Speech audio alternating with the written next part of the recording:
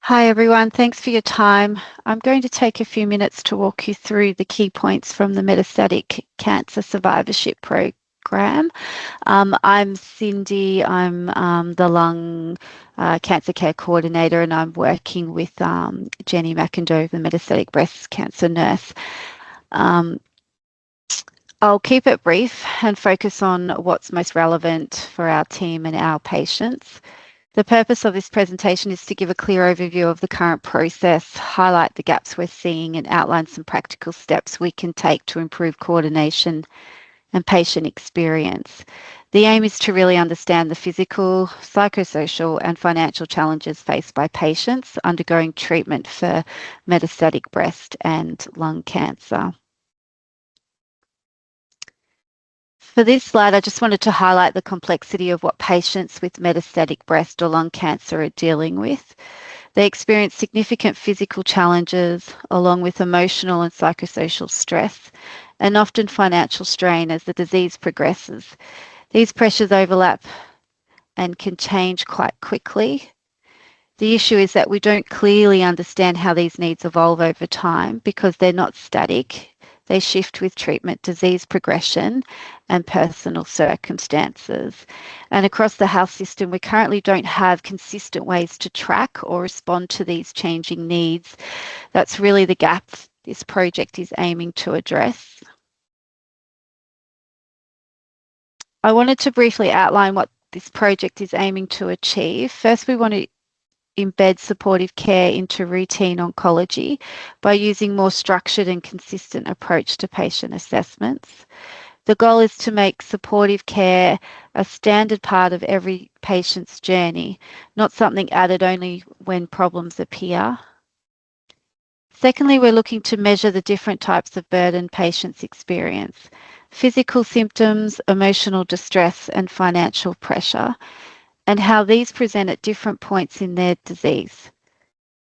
Finally, we want to track how these needs change over time and link those changes to what's happening clinically, whether it's disease progression, treatment response, or shifts in their personal circumstances. Overall, this will give us a clearer picture of what's happening,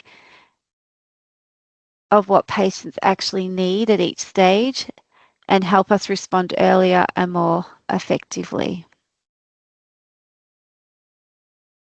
Next, I want to talk through what we expect to see as the project progresses. First, our supportive care team will be upskilled and confident in using the assessment tools.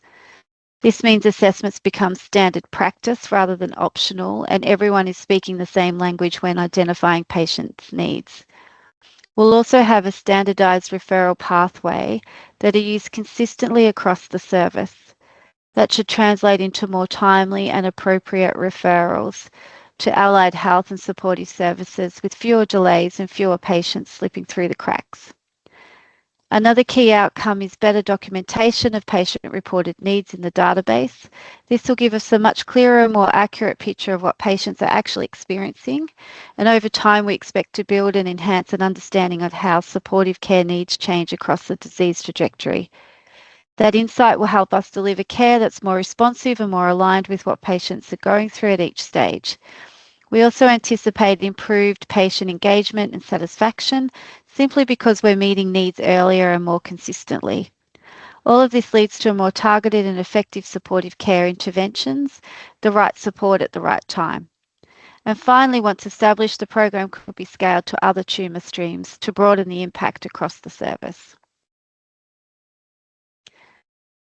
So far, just a quick update on where things are at. We've introduced the EORTC QLQC30, European Organisation for Research Treatment of Cancer Quality of Life questionnaire, assessment tool, plus the breast and lung modules across the supportive care team, and everyone is beginning to use them consistently.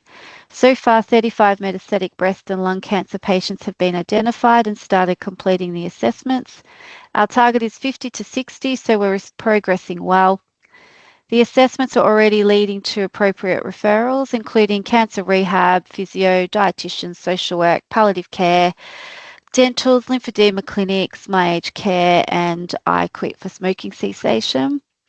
We've also set up a centralised database and we've begun entering the QL scores, unmet needs and referral data. One challenge is coordinating supportive care reviews with patients' upcoming oncology appointments, and we're still refining that. Overall, we're making solid progress and starting to see useful patterns emerging. Going forward, we'll keep strengthening collaboration across the supportive care, allied health and oncology.